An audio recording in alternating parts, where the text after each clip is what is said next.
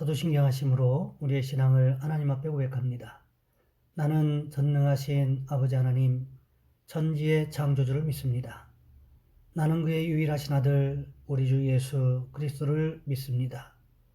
그는 성령으로 잉태되어 동정녀 마리아에게서 나시고 본디오 빌라도에게 고난을 받아 십자가에 못 박혀 죽으시고 장사된 지 사흘 만에 죽은 자 가운데서 다시 살아나셨으며 하늘에 오르시어 전능하신 아버지 하나님 우편에 앉아 계시다가 거기로부터 살아있는 자와 죽은 자를 심판하러 오십니다. 나는 성령을 믿으며 거룩한 공교회와 성도의 교제와 죄를 용서받는 것과 몸의 부활과 영생을 믿습니다. 아멘. 찬송가 295장입니다. 찬송가 295장입니다.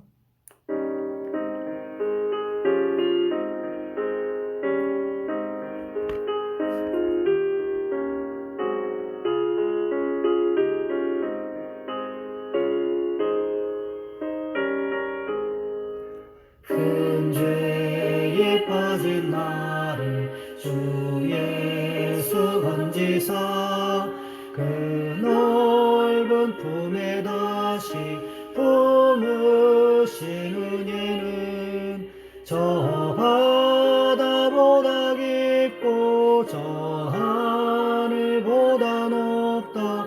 그 사랑 영원토록 나 찬송하리라. 날로 더욱 귀하다. 날로 더욱 귀하다. 한이 없이 넓은 우리 주의 사랑 날로 더욱 귀하다. 옛날에 유대 땅에 주 예수 다닐 때 그 은혜 받으려고 큰 물이 모였네. 눈먼 자 병든 자를 다 고쳐주셨으니 나 같은 죄인까지 그 은혜 받도다.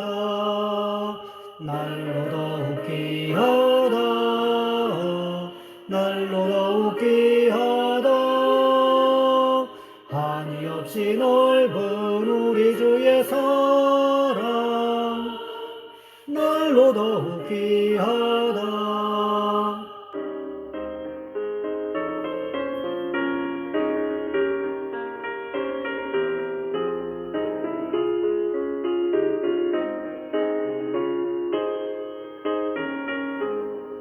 주 크신 사랑으로 만 백성 위하여 그 십자가의 고난 다 받으셨으니 그 속죄 받은 성도 큰 소리 함께 높여 온 천지 울리도록 주 찬송하리라.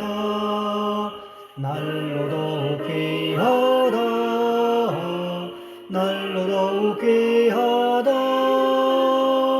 한이 없이 넓은 우리 주의 사랑 날로 더욱 귀하다.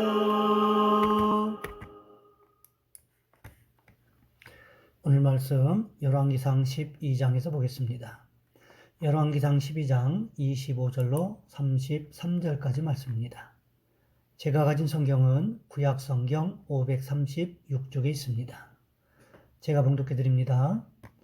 여로보암이 에브라임 산지에 세겜을 건축하고 거기서 살며 또 거기서 나가서 분회를 건축하고 그의 마음에 스스로 이르기를 나라가 이제 다윗의 집으로 돌아가리로다.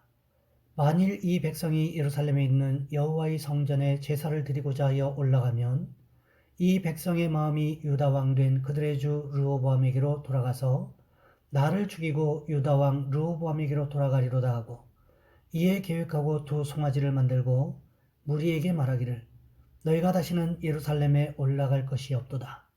이스라엘아, 이는 너희를 애굽 땅에서 인도하여 올린 너희의 신들이라 하고 하나는 베델에 두고 하나는 단에 둔지라. 이 일이 죄가 되었으니 이는 백성들이 단까지 가서 그 하나에게 경배함이더라.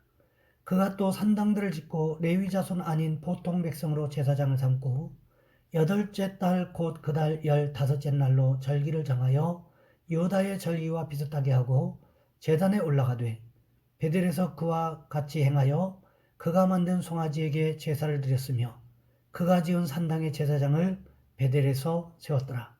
그가 자기 마음대로 정한 달 곧 여덟째 달 15째 날로 이스라엘 자손을 위하여 절기를 정하고 베델에 쌓은 제단에 올라가서 분향하였더라. 아멘. 오늘 본문의 말씀을 가지고 불안한 여로보암이라는 제목으로 함께 말씀을 살펴보겠습니다. 미국의 시카고 대학의 심리학과 라미레즈라고 하는 교수가 이런 실험을 했다고 합니다. 47명의 대학생들에게 시험을 치르는데 1차 시험이 대단히 어려운 문제를 내주고 다만 47명을 세서 세 그룹으로 똑같이 나눴습니다. 똑같은 문제지를 주고 첫 번째 그룹에게는 그냥 한 10분 동안 아무것도 안 하고 시험을 치르게 하고 두 번째 그룹에게는 낙서를 하게 하고 10분 동안 시험을 치르게 하고 세 번째 그룹에게는 이 시험을 앞둔 자신의 긴장감, 또 이 시험에 대한 압박감 이런 것들을 솔직하게 펜으로 종이에다 쓰도록 감정 표현을 하도록 그렇게 한 다음에 10분 뒤에 시험을 치렀습니다. 아무것도 안 하고 낙서만 한 두 그룹은 성적이 전반적으로 떨어졌습니다. 그런데 뭔가 그렇게 자기의 솔직한 감정을 쓴 사람들은 1차 시험, 2차 시험, 두 번의 시험을 치렀는데 다 성적이 올랐어요. 연구진들은 왜 이런 결과가 나왔을까? 조심스럽게 이렇게 결론을 내놓습니다.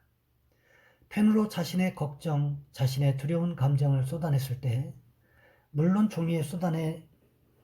종이에 적어낸 거지만 그렇게 쏟아내는 과정을 통해 자기 안에 있는 불안감을 어느 정도 극복하게 되는 것이다.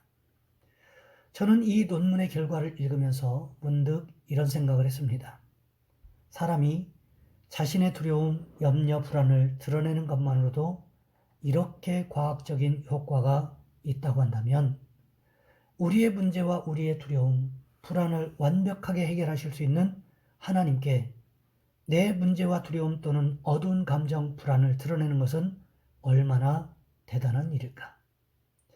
오늘 본문에 보시면 어느 누구에게도 자신의 불안한 마음을 토로할 수 없었던 여로보암에 대해 기록하고 있는 것을 발견하게 됩니다. 1년에 3번씩 유대인 남자는 반드시 하나님 앞에 절기를 지켜야 됐기 때문에 예루살렘에 방문하게끔 되어 있었습니다. 보통 절기를 일주일씩 지켰기 때문에 1년 52주 가운데 3주는 예루살렘에서 지내야만 되었습니다. 그러다가 사람들의 마음이 다시 르호보암에게로 돌아가게 되면 어떻게 되나? 이런 생각으로 여전히 불안한 마음을 가지고 있었다는 것입니다. 또 환경을 바라보았기 때문에 여전히 불안할 수밖에 없었다는 것입니다. 하지만 이 모든 환경과 사람들의 마음을 붙잡는 분이 하나님이셨음을, 그리고 자신에게 이스라엘 10지파를 주신 분도 하나님이셨음을 여로보암은 잊어버리고 있었다는 것입니다. 그저 무엇을 생각했습니까? 사람들의 생각이 내게서 르호보암에게로 돌아서면 어떻게 하지? 모든 사람들이 나를 떠나버리면 어떻게 하지? 이런 환경들만 바라보면서 불안한 나날들을 보내고 있었다는 것입니다. 그래서 결국 여로보암이 무슨 일을 계획합니까? 오늘 본문 28절부터 29절 말씀해 보시면 이렇게 기록하고 있습니다. 이에 계획하고 두 금송아지를 만들고 무리에게 말하기를 너희가 다시는 예루살렘에 올라갈 것이 없도다. 이스라엘아, 이는 너희를 애굽 땅에서 인도하여 올린 너희의 신들이라고 하나는 베델에 두고 하나는 단에 둔지라. 여로보암이 무슨 일을 하고 있습니까? 황금 송아지 2마리를 만들었다는 것입니다. 그러면서 말하기를 이스라엘 백성들을 애굽에서 인도하여 가나안 땅으로 인도하여 낸 신이라고 즉 하나님이라고 가르쳤다는 것입니다. 이와 비슷한 일이 어디에 있었습니까? 출애굽기 32장에 기록되어 있습니다. 모세가 시내산에 올라간 지 38일째 되었을 때 애굽의 마술사들이 무슨 말을 합니까? 시내산 꼭대기는 바위산이고 물도 없고 먹을 식량도 없는데 어떻게 80살도 넘은 모세가 살아남을 수 있겠느냐? 살아남았다면 지금까지 내려오지 않을 이유가 없다. 그러니 모세는 죽은 것이 분명하다. 그러면서 아론을 위협해서 연금술을 발휘해서 황금 송아지를 만들어냅니다. 그리고는 어떻게 합니까? 출애굽기 32장 4절 말씀에 보시면 이렇게 기록하고 있습니다. 아론이 그들의 손에서 금고리를 받아 부어서 조각칼로 새겨 송아지 형상을 만드니 그들이 말하되 이스라엘아 이는 너희를 애굽 땅에서 인도하여 낸 너희의 신이로다 하는지라. 흔히 하는 말 가운데 역사는 반복된다는 말이 있습니다.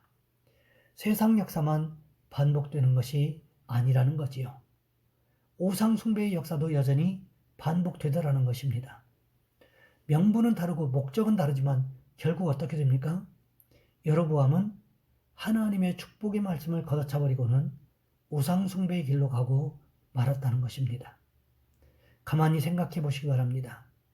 솔로몬에게서 이스라엘 10지파를 빼앗아 여로보암에게 주었던 이유가 무엇이었습니까? 솔로몬의 우상 숭배 때문이었습니다. 하나님께서 여로보암에게 부탁하신 것이 무엇이었습니까?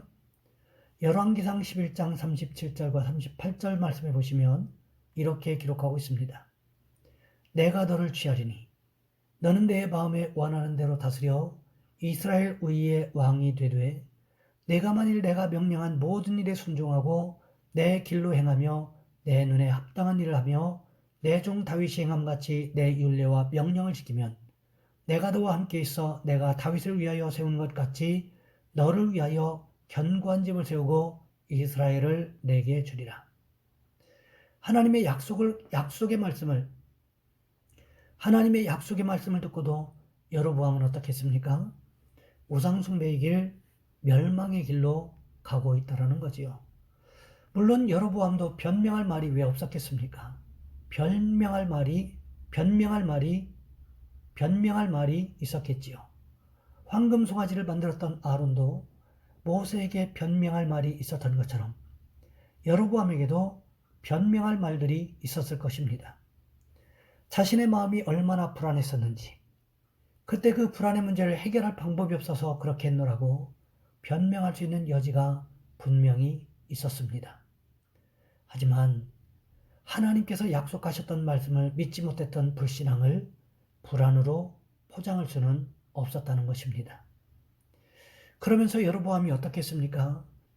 레위 자손이 아닌 보통 백성으로 제사장을 삼고 유다의 절기와 비슷하게 임의로 절기를 만들었다는 것입니다. 왜 그랬을까요?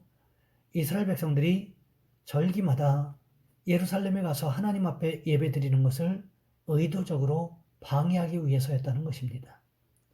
이것이 얼마나 큰 죄냐는 것입니다. 하나님 앞에 드려져야 될 예배를 회방하기 위한 목적으로 우상을 세웠다는 것은 결국 자신을 왕으로 세우신 하나님을 배신하는 행동이었다는 것입니다. 생각해 보시기 바랍니다. 솔로몬이 왜 망했습니까? 왜 여로보암이 왕이 되었습니까? 당연히 솔로몬이 노년에 우상 숭배했기 때문이었다는 것입니다. 이것이 여로보암에게는 좋은 교본이 되었을 것입니다. 그런데 여로보암은 솔로몬보다도 더 적극적으로 하나님 앞에 드려질 예배를 회방하고 하나님을 배신하는 모습을 볼 수가 있습니다. 이것은 변명의 여지가 없다는 것입니다. 여로보암과 비슷한 사람이 성경에 기록되어 있는데 그가 누구였습니까? 바로 아합 왕이었습니다. 아합은 시돈 왕 엣발의 딸 이세벨과 결혼합니다. 그러면서 혼합주의를 이스라엘 백성들에게 가르쳤습니다. 여호와도 하나님이고 바알도 하나님이니 어떤 하나님을 섬기든 무슨 상관이냐? 이렇게 가르쳤다는 것입니다. 그러면서 음란하게 바알을 섬겼고 바알과 아세라 선지자들을 지금으로 이야기하면 공무원으로 채용하는 일이 벌어졌다는 것입니다. 결국 이 우상숭배로 인하여 아합은 처절하게 멸망당하지 않았습니까? 오늘 본문의 여로보암도 마찬가지였다는 것입니다. 사람들과 환경 때문에 불안했던 마음을 핑계할 수만은 없는 일이었습니다. 결국 여로보암은 우상숭배 때문에 멸망하게 되고 말았다는 것입니다. 그러니 우리도 어떻게 해야 할까요? 우리의 환경과 여건이 불안할수록 하나님만 바라보시기 바랍니다. 하나님만 의지할 수 있기를 바랍니다. 그러므로 인해서 날마다 하나님만 가까이 하는 축복을 누리시기를 주님의 이름으로 부탁을 드립니다. 이 시간 우리 한 목소리 함께 기도합니다. 하나님, 우리가 정말 불안한 시대를 살아가고 있습니다. 환경적으로 힘들고 어려운 때를 지나갑니다. 그러나 하나님, 환경과 여건을 주장하시는 분도 하나님이시기에 하나님 우리를 도와주옵소서. 우리를 축복하여 주옵소서. 또한 기도하실 것은 우리의 자녀손들을 위해서 하나님 우리 자녀손들에게 지혜와 명철을 허락하시고 만남의 축복을 허락하옵소서. 이 시간 우리 주여 한번 간절히 부르신 후에 한 목소리 함께 기도합니다. 주여, 사랑의 하나님, 우리를 도와주시기를 원합니다.